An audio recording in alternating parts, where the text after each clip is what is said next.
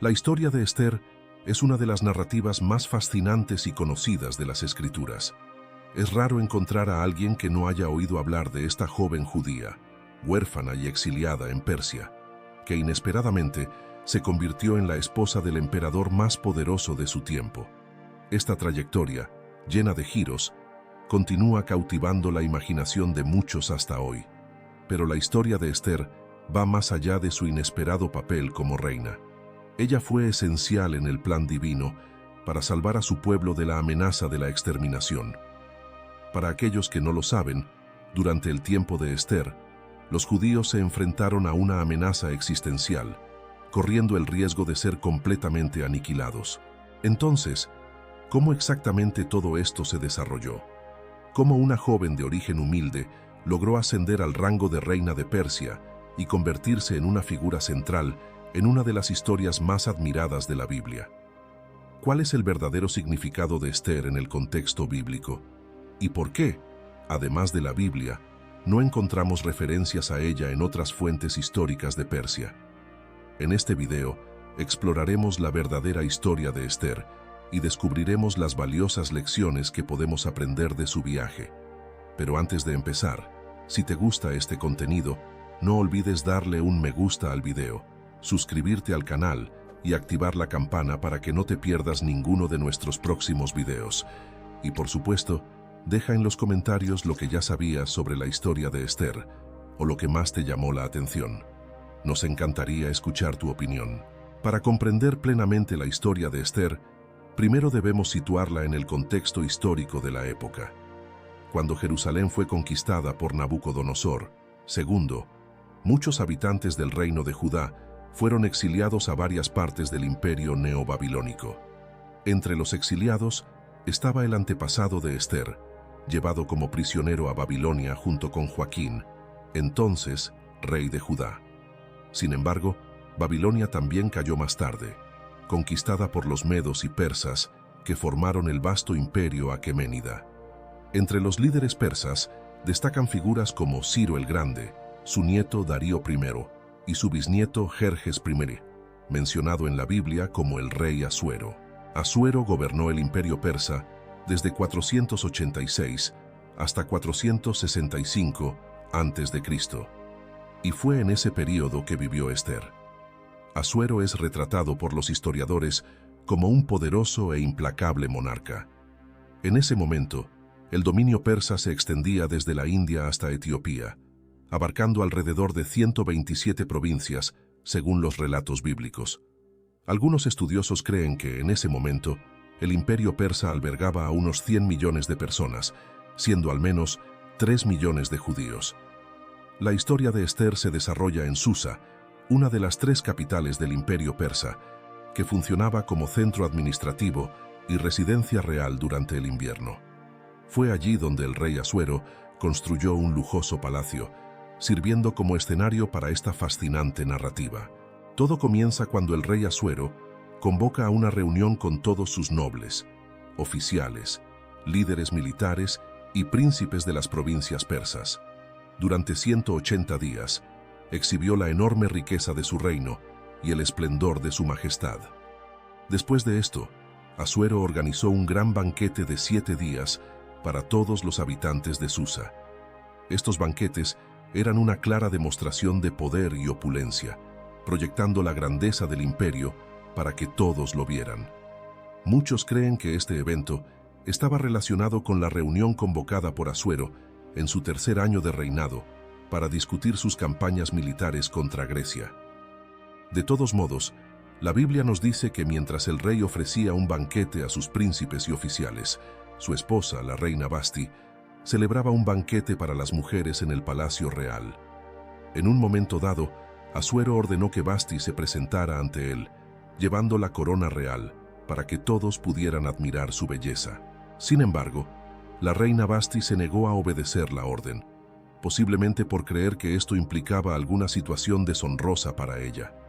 Como resultado, Asuero la destituyó del puesto de reina. Más tarde, cuando la ira del rey disminuyó y comenzó a sentir la ausencia de Vasti, sus consejeros le sugirieron que convocara a las jóvenes vírgenes y guapas de todo el reino para elegir su nueva reina.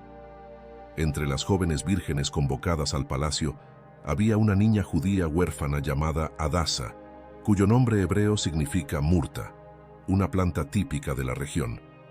Hadasa era hija de Abiail y fue criada por su primo Mardoqueo, un hombre de la tribu de Benjamín, descendiente de Jair, Simei y Cis. Ella también era conocida como Esther, probablemente su nombre persa. Esther vivía entre dos mundos contrastantes, su educación judía y la sociedad pagana de Susa, donde residía.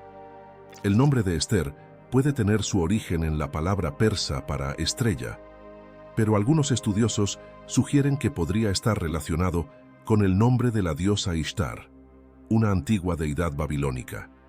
La Biblia la describe como una mujer de gran belleza y encanto, hasta el punto de ser considerada una de las jóvenes más bellas del mundo, y por eso fue elegida para presentarse como candidata ante el rey.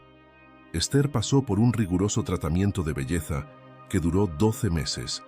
Después de este periodo, fue llevada a la presencia del rey Asuero por uno de los eunucos. Las jóvenes que eran llevadas al rey no le regresaban a él, a menos que hubieran complacido tanto al rey que él las llamara por su nombre. Eso es exactamente lo que le pasó a Esther. La Biblia nos dice que el rey amó a Esther más que a todas las otras mujeres, y ella ganó su favor y benevolencia, superando a todas las vírgenes.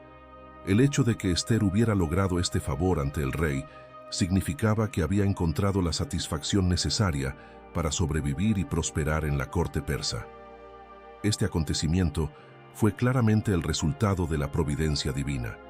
Así que Esther fue coronada reina en lugar de Vasti, y el rey Asuero celebró un gran banquete para todos sus nobles y oficiales.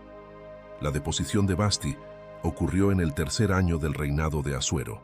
Esther fue llevada ante el rey Asuero en el 7º año de su reinado, sugiriendo que pasaron unos 4 años entre la destitución de Vasti y la elección de Esther como reina.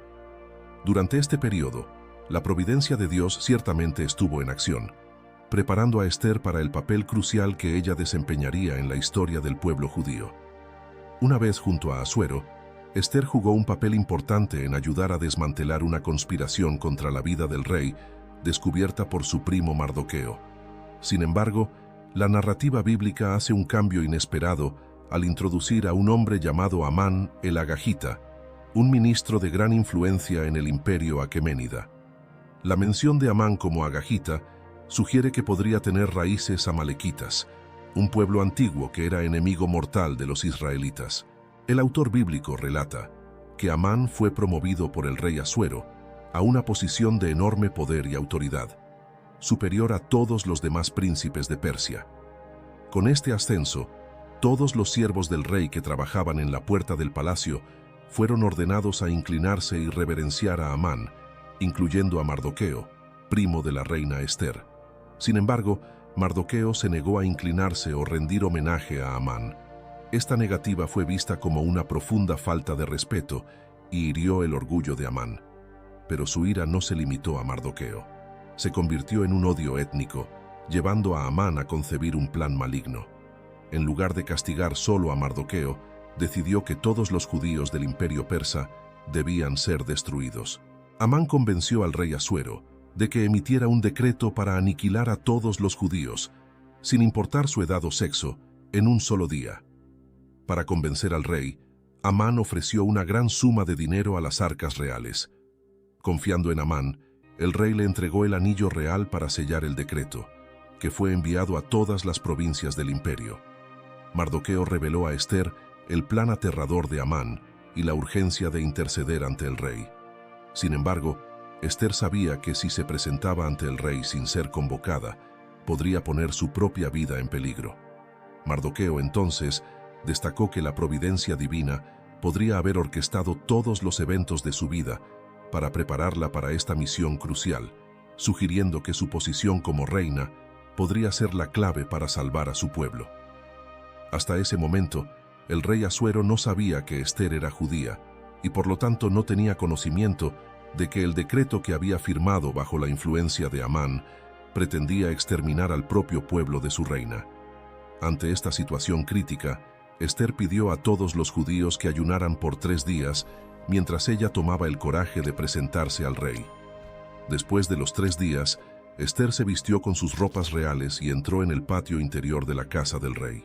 Cuando Asuero vio a Esther en el patio, extendió el cetro de oro hacia ella, permitiéndole acercarse. El rey le preguntó lo que ella deseaba y prometió incluso ofrecer la mitad de su reino. Con gran astucia, Esther invitó a Asuero y Amán para un banquete que había preparado.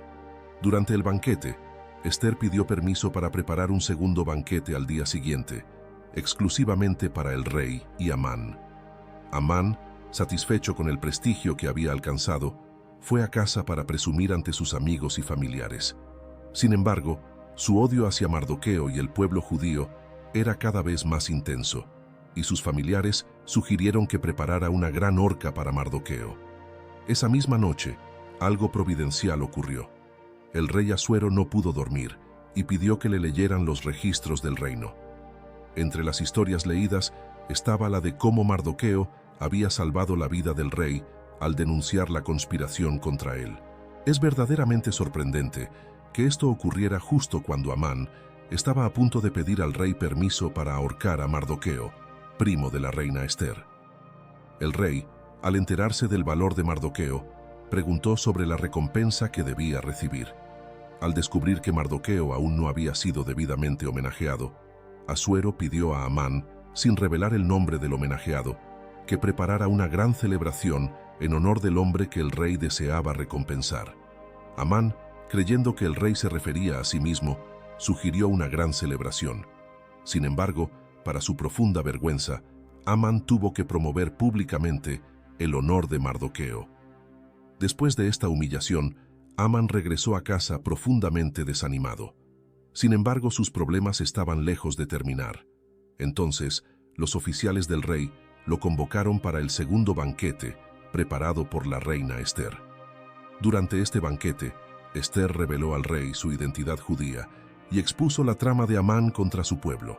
El rey se enfureció y salió del banquete, retirándose al jardín del palacio para tratar de calmar su indignación. Amán, consciente de la gravedad de la situación, se quedó en el salón desesperado, tratando de rogar por su vida a Esther.